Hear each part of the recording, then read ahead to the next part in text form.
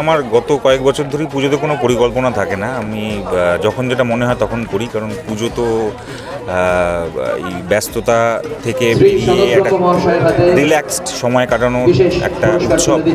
তো সেইখানে আর প্ল্যান করি না কিছু। এই পুজোতে, এটা আমার পাড়ার পুজো, তো আগের বছরও ছিলাম, তার আগের বছরও ছিলাম, তো সেটা একটা একটা একটা রীতি হয়ে গেছে বলা যেতে পারে।